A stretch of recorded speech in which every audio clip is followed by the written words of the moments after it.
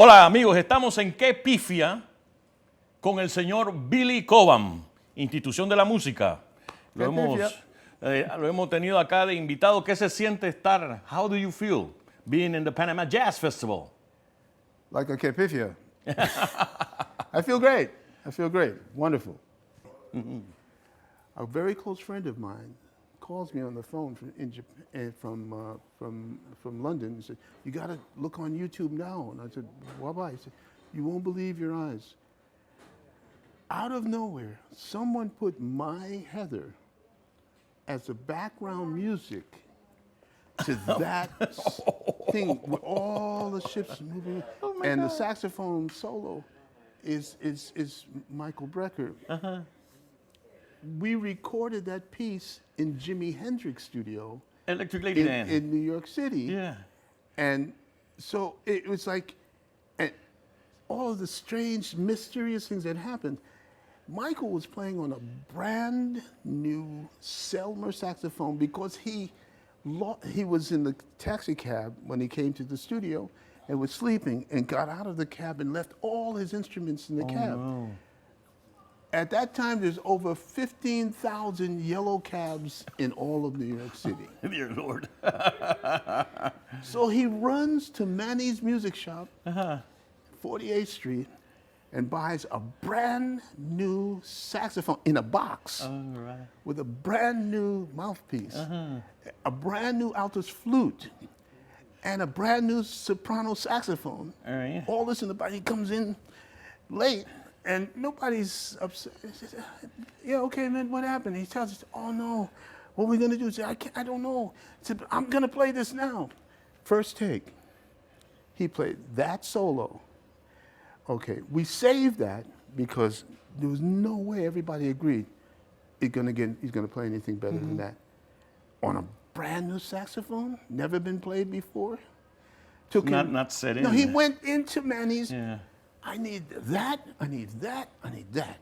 You were talking to me about doing this album with Randy Brecker. Yes, the Crosswinds album. The Crosswinds one. Yeah. This one comes after Spectrum. That's the run that comes after Spectrum. Yeah. And Randy Brecker seemed to have lost all his reeds, all his woodwinds. No, it wasn't Randy, it was his it was his brother, Michael Brecker. Michael. But Randy could do that too. Yeah. He was a trumpeter or something like that. But no, just to be funny. But the way it all happened is that with Michael coming in under such stress, and what he played was so emotional on this recording, just many people marked it up as being something extremely unique, you know. So the next thing I know, years by, that's 73, 74, 75, somewhere in there. We get to me being in Japan and watching the tsunami, and someone put together on YouTube that song with the tsunami in Sendai, which is a city that I was with, I was performing in with the Gil Evans Orchestra for Miles Davis at the time he was there. We were supposed to do something together, and the contract didn't, at the very end, just one before we were going to play, agreements couldn't be met, and so we just enjoyed playing separately. But then to see that Sendai was being covered, it was amazing. And no one asked me to put my tune there. I still to this day, I don't know how they came up with it, but it was a perfect fit. You know, and because it was very emotional. Yeah, and it for me it had the connection of having physically been there on those same grounds, looking at that atomic reactor plant, which is just been opened now again after all these years. So there's so many connections, and the point is that music has a way to just connect all the dots in the world, you know. And to me, in my small, humble opinion, it is the only universal language. And everything that we're doing now, when we communicate and when we speak, are all dialects of that language. those tones have a way of being very special and specific in music. And so therefore, when we communicate through music, we all automatically line up and we play under the same heading. This is not something that you do rationally or logically. You do it like spiritually, or It's spiritual. yeah. For me, because it's the closest thing, this is the closest word that I can have for it, is that it's a spiritual experience. Yes. When I can walk into a corporate presentation a few days ago here in Panama, I hobble in with my coin and everybody's playing, and there's some very special music coming in. Everybody's very happy. Okay, it's 12, like around midday, and I take a cowbell, which has a tremendous amount of history. Oh, why is it? Because you see, that cowbell represents when you hit it with a wooden piece of stick. Yeah. The sound of the cows in the farming area where we have to do those animals are there to provide much, and so they ding ding ding or boop boop boop. A lot of the music that's played here Yeah. connects to that particular bell. So as soon as everybody, and all of a sudden you hear, boop, boop, boop, boop, it all ties in Yeah. to what we do every day. Yeah. Now, doesn't matter what language we speak, everybody tunes into that cowbell, Yeah. and everything else is all around that cowbell. It's almost like the cowbell is our personal point of reference, like in a classical orchestra, the bass would be, the right note would always is with the bass. Yeah. And so therefore you gotta have that. But here it's that cowbell. I've seen lately that we had like tropical or salsa gigs with bands, and people in the crowd will come with a cowbell. There you go. And strangely enough, they're all in time. Yeah, absolutely. God help us if they don't play that heavy. They're gonna be killed. I never said anything. But it's going to get dangerous. Yeah. No, it's in the French. Yes, and so everybody's doing the body language, and it's like this because that's what we live for. It's like going to. It's a good place. Complete opposite of this is going to say Munich, Germany. Yeah. To a beer hall, and hearing the brass band, which they're all trumpets and tuba and baritone horns and all of this, playing incredibly beautiful music, but that B flat or E flat tuba, and they're just very bassy. What did they clap? What they keep time to people? What's the bass? When we go and play a concert, we're playing and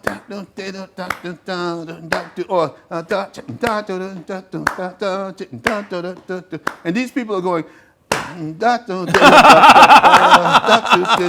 they mean it from the heart. Yeah, that's where they feel it. And when I was playing with Ray Barreto, and he's going, "Come on, everybody, 1, 2, 3, no, 4, tienen clave. 1, 2," and nobody's okay.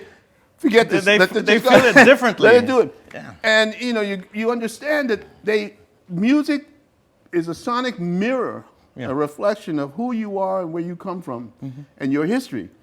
And these guys are walking around in lederhosen, short pants up here, some socks, and it's minus 50 down, outside, and they don't knit short sleeve shirt like this because they had a lot of beer, and the beer is very heavy. Yeah. And it's such a beautiful thing to feel it. Meanwhile, I'm like, freezing. Oh my! it has a lot to do with that. I want to go back to the things that really informed me as a musician, as a fan. And I'd like you to give me your reference or your feelings or your meditations, reflections of which Mahavishnu Orchestra album brings you the best memories. Birds of Fire. Oh, yes. And the reason why Birds of Fire, because it was the culmination of everything. We hit our peak there. Intermounting Flame, we were young. How old were you when Intermounting Flame? I was still in my 20s, late 20s. All right. Intermounting Flame was, 26 years old. Yeah. Yeah. All right. Somewhere in there, 27. And so that was a unique experience because I didn't know what I was getting into. I was working mostly in the recording studios as a kind of substitute for many of the pros then, like Grady Tate and who else? Bobby Thomas, Mickey Roker, Mel Lewis. I was close by. I lived in Greenwich Village, and they knew that I played with Horace Silver, and I was working to get into that how can I say, community of musicians called studio musicians in New York. Yeah. And so I had to be close by that, and I had to be inside that community all the time, 24/7. To secure work and stuff. To just get whatever was coming my way. And a lot of things were coming my way. I had been prepared when I went to conservatory to study from classical music to Latin, and so I could, with Victor Paz, who was one of my contractors. Yeah. So, but I wasn't on the list. I was on the bottom of the list because I was the youngest one. All right. If everybody else was busy, then they called me, and I better be ready, About the Latin thing, you came to play with Fania. Yeah. How that happened? Jerry Masucci, again, but by then I had made a name for myself through Mahavishnu. Yeah. So, and they knew me as from here. And Masucci was great guy. And all of again, I had already recorded our Latin thing with Ray Barretto through Masucci. The movie. Well, yeah, that was our Latin thing. Ray Barretto has a record out with me on it, and Jan Hammer, a bunch of us. And I thought it was our Latin thing, but it's got to be something else. Because on our Latin thing, there's Ricardo Rey, there's Bobby Valentin, there's a whole lot of people. In Yankee Stadium, it was the very last concert ever played in the original Yankee Stadium. That was the last one? That was the very last one. And if you can imagine, Southeast Bronx, people coming in on a Friday late afternoon, early evening, to a condemned baseball stadium, that held on good times over 70,000 people, and they didn't know what they were going to get. And they never told the police, so there was no preparation. No for permits. What was coming. No, they just. Jerry had a couple of contacts here. He was a policeman himself. He knew a lot of people. He was like a prison policeman. Oh, Jerry. That's a story unto itself. That's a movie. Next thing you know, we're coming in and we're seeing people holding flags. Panama, like a whole community of Panamanians next to Dominicans and Haitians and conflict. Colombians, all waiting to get into the Yankee Stadium because it was an easy, if it was raining, it would have been a loss. We were playing on second base, in second base in baseball stadium. So it's right behind the pitcher, and that's where the stage was. In the stands, however they got there, was over 50,000 people. Wow. Okay? And they all paid cash money on the, so there's this trying to get in, and everybody's getting in, gangs, everybody, and they're going to take up vendettas against each other. And all of this until this music starts. Then it's And then Jerry, smart, he got Jorge Jorge Santana, yeah. to come, but he didn't tell the people it was Jorge Santana. He said Santana. Santana. And that's where that was the Achilles heel, because when he said Santana, everybody Went crashed crazy. the back of the back, to the catcher's place on the baseball. Brought this down. It was like vermin coming over. They the rushed fence. over to the. And they rushed. And by then it was about 11, but on stage we were lucky because the Cungueros were playing the candomblé, and we were using, Ray was there. Manu Dibango? Manu might have been, I don't know, but he was in the middle of that somewhere. But if it wasn't for the drummers, nah. We had, and Jan was there. We started playing. All I remember is that a lot of it was Ray Barreto, Mongo Santa Maria, Joe Cuba. Man, I'm seeing him. He died when he was 90-something years old. It's such a Cunguero. I can't remember his name now. Bald head, small. Patato. Patato. And it's like all these guys. And when the people started coming, they went into Candomblé. And it's the most bizarre thing happened. Everything just started to run in kind of like for me, in my observance, in a kind of slow motion. Yeah? People are coming. It's like, and they start to go up the light poles and everything on the stage.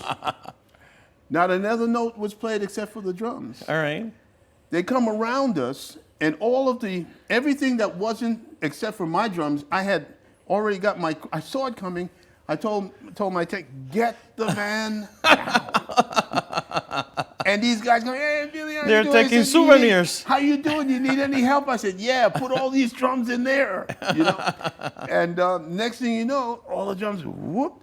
And we started backing away, and you could see everything like just going like this, like a sea of people. And I never saw the stage again. Oh, we my. went out the center field fence. All right. We never went out the admissions. Oh, my God. It was amazing. Wow. Yeah, that's the movie. I saw some of the filming on YouTube, and you were doing a lot of hi-hat and then fills. Yes. So mostly it was like hi-hats and bass drum? Because what you don't do is get in the Feel- way of yeah. what's already there. Yeah. I don't need to have to play anything Yeah. else. I have those guys. Which were fighting with each other also. They weren't taking space from one another? Not that I heard it. I didn't feel like there was any fighting. There was more of a call and response thing happening. All right, cool. And everybody was not happy. That's not the right word. It was like a team. They had all this experience, and in communal drumming, that's extremely important. You have to know your place, what you're adding, because there are layers to the music that's being played. It's just all coming from years of experience. They were like energized. No, I'm talking about, okay, what we do right now with call and response. Call and Being in response, sync. right? You speak to me, Yeah. and then I speak to you. Yeah. And I hear what you're saying. We don't overlap unless it's necessary. Right. But we still hear multitasking. Yeah. These guys were able to play certain patterns. And when you think of where they came from and how those patterns still related across from Cuba to Puerto Rico, to Colombia, everybody had a place, and they played, even clave was different. The Cuban clave is a slightly different clave. Yes. To the Puerto Rican clave, to the Panamanian clave, and it's just like this, but yet everybody understood. Yeah. And it was smack on the money, man, no problem. First time, never hear it again. You were saying to me that the Birds of Fire album was the one that you enjoyed the most. When I hear it, I sometimes fear there's like strong muscle being done. Were you like working out or something? Oh, Yeah, I worked out just to stay healthy. All right. But of course, I'm going to play who I am. I have to sustain myself, the energy. That band, I felt we were averaging over 3 hours of performance. The gigs. Yeah, there's only one song I didn't play in 3 hours, and that was Lotus on an Irish Stream. Yeah. Everything else I was involved in. So that takes time. It takes understanding how the body works. You can't hold your breath when you're playing a fill, otherwise you get faster and you lose all your energy because it goes out of here. Okay, if you do this, now you don't have it. But if you do this, and you can learn to control your breathing so that you play as if you were having a conversation. You're, again, multitasking. I'm talking to you, but I can still play. And everything is fine, you know. But it has to be a delegation of energy that starts at the core that goes out, you know, to keep all these limbs moving, and to manage the amount of energy you have in whatever you do in life, period. Whether you're playing drums or you're speaking to people, it's all the same. Yeah. It's amazing what music can do. You have the experience of the other side, the music not being such a blessing, being some kind of burden or having a negative aspect, or it's always being a happy thing. Yeah, music is always it's a spin-off of what you do in life. You know, we are all musicians, believe it or not. We all have something to say on an alternative plane. And if we can do this, and it's so wonderful to watch the Europeans in the North who walk musically like this. Da, da, da, da. Da, da, da, da, da, da, da. And they do, because it's cold, you know, and the duple time. All of a sudden, you go south, da, da, da, da, da, da, get, da, da, get, da, chicken, da. It's too soft, man, it's too hot, man. You know, why would I want to do this, you know?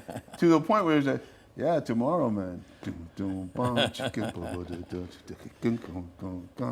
And this is expressing who we are. The body language tells the truth. Words. The only sonic truth is through music. Yeah. You can't lie. If you can't play, everybody's gonna feel it and hear it. The people who don't know anything about what you're playing go, man, well, I pay money for this. Let me get out of here, you know. Oh man. Yeah, they walk away, and they don't even understand. No, I didn't understand. I think the sound wasn't good. The guy just didn't play. You know, they didn't have any idea as to how to express themselves.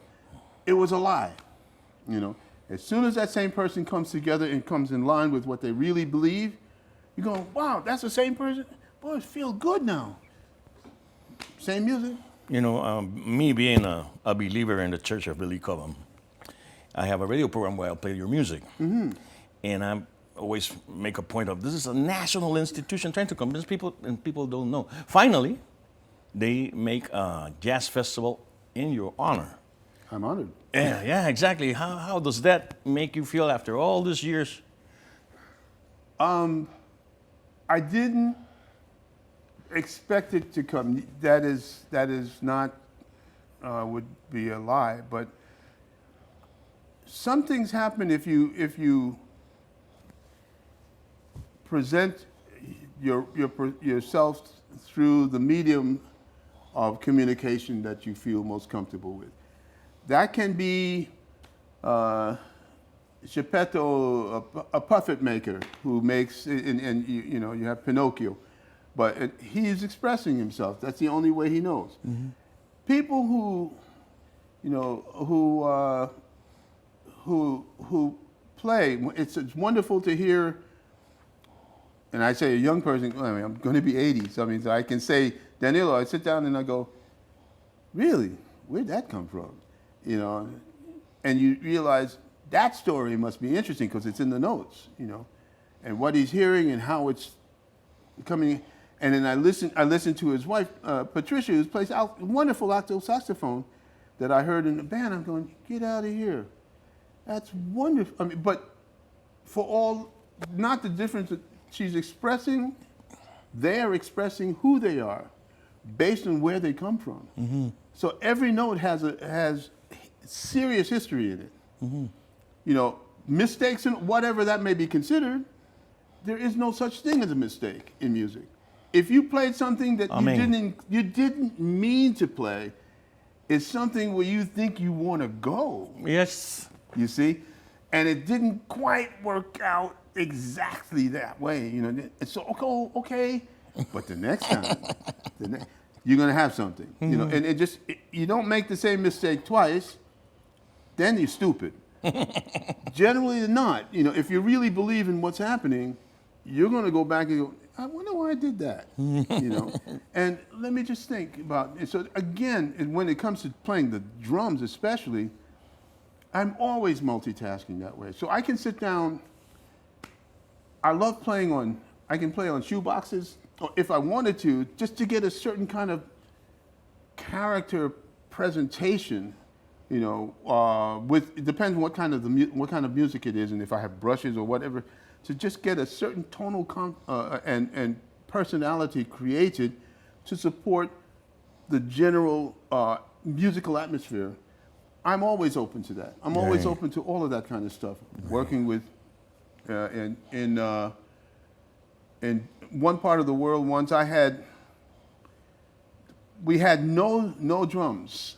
Something happened with the drums that they didn't show up, and so I had to play on pots and pans from the kitchen in the hotel. All right. Of course, some of those pots and pans were preserved pots and pans that the cook wasn't using anymore, so they preserved it in lard. Okay. So now it's thick, you know, and so it's bonk, bonk, bonk. But you know, it was like a very kind of open kind of feeling, and it's like, what can I do with this? And just the fact that we're being creative, you know, we're doing everything we can to get an idea through. Many other things come, and they stick with you after, you know, because it's for life. Another icon of music, Miles Davis. Oh, boy. I think you came together with the Jack Johnson album? No, we worked together on the full Bitches Brew series, right. Of which in Bitches Brew, if I'm a minimal part of it, of that one album, it's a lot. I don't know. I know that I'm told I'm on it, and I go, okay, show me where. I don't care. I mean, what did work, what I do care about is that I was part of the contribution that went into making not just that record. It's just the title of the whole group of Live Evil, Circling Around, Jack Johnson. I can't remember the other one now, but there's one more record there. And so out of 5, I may be on 4 that I can say to myself, I mean, my name's on all of them. I'm going, and how do you relate with Miles? Silently. He told me what to do. I went, Okay. And like he said, one time in rehearsal, he said, I need a funk thing. Play something funky. I want to hear it. So I started playing. He said, play that tomorrow. Remember that. I want to play. I don't want to have that. And I went, And in myself, I'm saying, God, please let me remember what I already forgot. And I don't remember what I played. The following morning at 10 o'clock, you know, in the studio, and it was on Jack Johnson. He said, remember that thing I told you to play on last night? I went, Play that now. He said, I go, oh shit. I started to play something. He went, that's not what you know. And he looked at me. He said, but I like it. I just went. Oh my God. Oh my That's incredible. And let's see. Oh, Spectrum. Yeah. The publicity that's been done for your gig has this big name, Spectrum.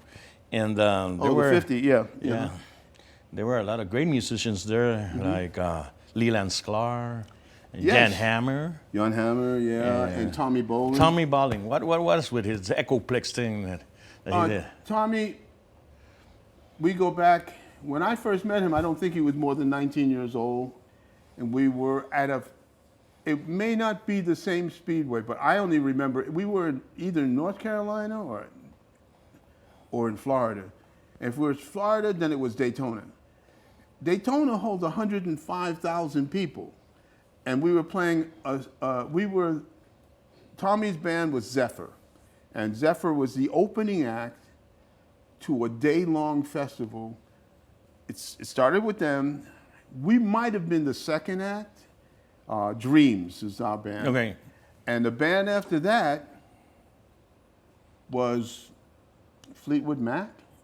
And the band after that was, oh man, can't remember. But I know the closing act, the band after that was Three Dog Night. Oh, great. The band after that was, the closing act was Grand Funk Railroad. It was like ridiculous amount of bands, okay?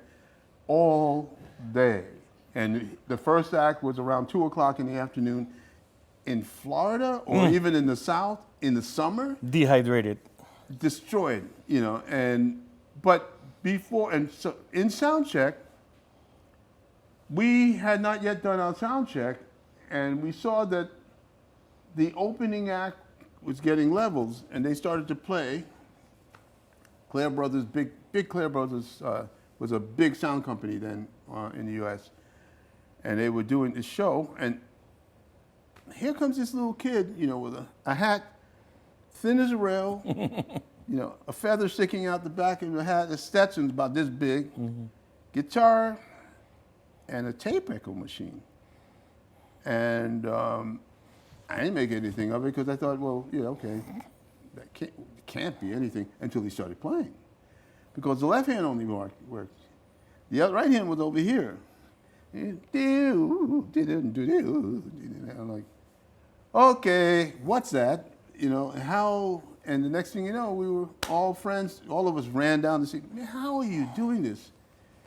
And he ended up coming from, I don't know if he was in Minnesota, because his brother is there now, John. It's still from years, or if they were on reservation in Iowa, because Lakota Sioux was all over the place. So, next thing I know, he comes to New York, he stays with Randy and Michael in the Bowery, and everybody starts to get to know him. He ends up in a band. After Spectrum, the James Gang heard him, I think. Yeah. And they thought that his guitar playing on Spectrum was amazing, which it was, but they were talking about the sound that Jan got on his Minimo. Oh, my. But they didn't know, and Tommy said, no, that's not me. He said, man, but this is incredible guitar sound.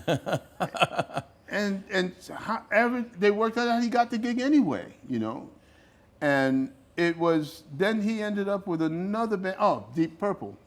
Yeah. And again, it was because of the Spectrum album. And then he ended up with Narada Michael Walden, and they started making records together. Oh, cool. And he was a wonderful friend, a very complicated young man, to have passed on at the age of, 27 years old. That wasn't long, But look at Amy Winehouse, same thing. Janis Joplin, same thing, 27. It's like, what's with this 27, And you want to understand where all this coming from, Many geniuses don't hang, They kind of, it's like the orchestra, that band, just the first band, with all due respect to whatever came after, that band was there for a reason, and when it fulfilled its commitment, poof, gone. Yeah. That's all. The Quadrant 4 song. You were doing this the double bass drum riff. Uh-huh. Was this on in the Fibes drum set? The Sure. tier? Yeah. Mm-hmm. And you had this affinity to this drum set. Why? That's the sound. Was it? Yeah, because I had to fight. Can you imagine being in a bandstand with a guy who had 800 watts for guitar? Marshalls? Yeah. Just Marshalls alone, right? And he had amps that didn't say 10, it said 11, something like this. So it was like, All right. yeah. And nobody heard me, But with plexiglass, the molecules are so much smaller than wood. Projection. Projects volume. A lot of top.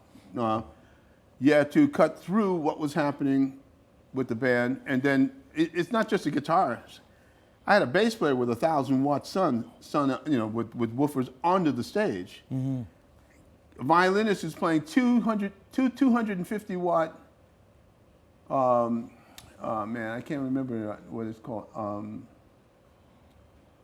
Back in those days, Jerry was playing on some really great amps, but I can't remember the name. And so was Jan, the same wattage. But he was in 350s, two 350s, and I mean, they were playing with watts, 350. This was a very loud band. Yes, sir. Absolutely. It would have rearranged the canal, Well, we weren't as bad as Floyd, but Floyd, they started, San Marco Square started to sink. They were on a barge in Venice. Pink Floyd? Yeah. And they started to play the wall. Mm-hmm. And the church started to go down. Oh, my. I mean, all of the camel, they had to stop the show. Mm-hmm. Never to be seen again. No, here's your money, everything, goodbye. Go home. I read somewhere that the band Van Halen, they had a composition called Hot for Teacher. Mm-hmm. And the drummer said, I lifted that rip from crying on the floor. I have no idea. Alex? It's Alex, yeah. It's not the same riff, but it's the workout with the double. But there's a lot of different. Oh, yeah, right. Yeah. That's amazing, an amazing riff. Oh, you'll hear this tune. It's in the Spectrum. If you come to the Spectrum 50 concert, we played in the show. So actually, it's our not our encore. It's the last tune in the show. Yeah, let me see what else I got here that I needed to ask you before I'm like, oh, I didn't ask this. Mm-hmm. The dialogue. Again, I might be repeating myself. That is the most amazing thing that brought me to your music was the Noon Ward race. Yeah, sure. Played at the Marisol Pop Festival. They did it a record. Right, I know. Atco. Yeah. And then there was this interplay between McLaughlin and you. Right. That forever changed. I understand that before the band, you and McLaughlin would play a lot by yourselves. Before, in the development of the group, John and I played for 10 days together, approximately that. And the whole objective was to learn to interact based on themes that he had written. Mm-hmm. And so, yeah, we did that. And then we added, then Jerry came, and we did My Goals Beyond, which is the album that we did with Charlie Hayden. Yeah. And that was on Douglas Records. And then after that came who? Charlie.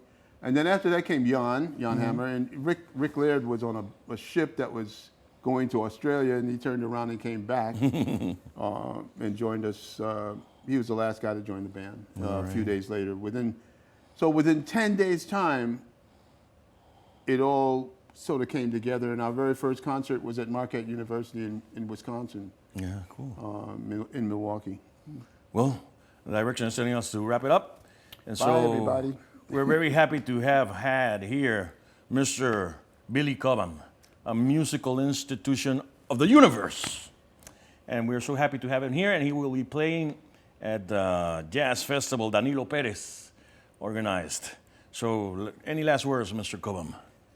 Oh, if anything can happen, this was nothing I expected to ever happen in my life, except for me coming in to hear the music of the festival. We chose to move back here just because, as I realize, this is home. So to add to this would be a big plus.